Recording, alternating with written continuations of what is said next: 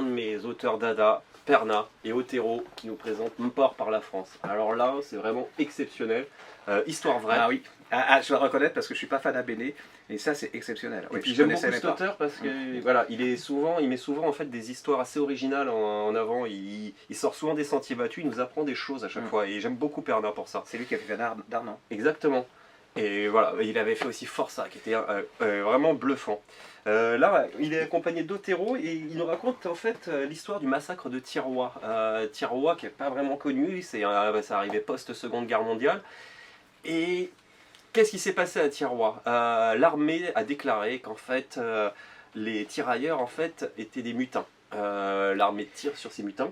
Alors il faut raconter pourquoi, parce que les mutins en fait ce sont des prisonniers noirs de la Seconde Guerre mondiale qui avaient été faits prisonniers par les Allemands. Donc on les a rapatriés, la victoire des Alliés, on les a rapatriés en Afrique en leur promettant une chose, c'est-à-dire qu'on leur donnerait un tiers de leur solde au départ de l'Allemagne, ce qu'on a fait, et puis le reste des tiers quand ils seraient en Afrique. Et on les a mis dans un camp, et le problème c'est qu'on ne leur a pas donné l'argent qu'on leur devait, donc d'où la rébellion. D'où la rébellion. Et voilà, et comme la France est radin, enfin est radine, Exactement. et puis qu'à l'époque on rigolait pas trop avec la chose, Pas qu'est-ce du qu'ils tout ont fait les militaires? Ils ont tiré. Voilà. Et en fait, on va suivre l'histoire d'une journaliste qui a vraiment existé. Qui existait, ouais. Exactement, et qui a vraiment, voilà, qui s'est investie dans cette histoire-là, et qui va en fait nous raconter comment c'est arrivé. Et en fait, elle va aller directement, c'est au Sénégal, je pense, Thiroye. Sur Sénégal, ouais. Exactement. Elle va aller au Sénégal. Et elle va faire une enquête et elle va vite découvrir que ces villageois ne sont pas totalement en phase avec ce que dit l'armée française. Et elle va vite le comprendre, le pourquoi du comment.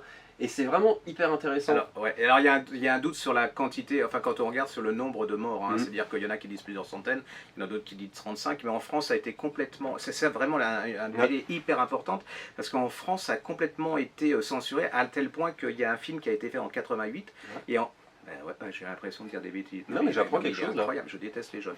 Donc ça a été un film qui a été fait en 88 et qui a été primé au Festival de Venise et qui a été vu dans le monde entier, sauf en France, qui n'a pas été distribué en France, et ce qui explique l'importance d'une BD comme ça qui remet en valeur des événements. C'est pareil pour Darnan, c'est vraiment, et puis le dessin.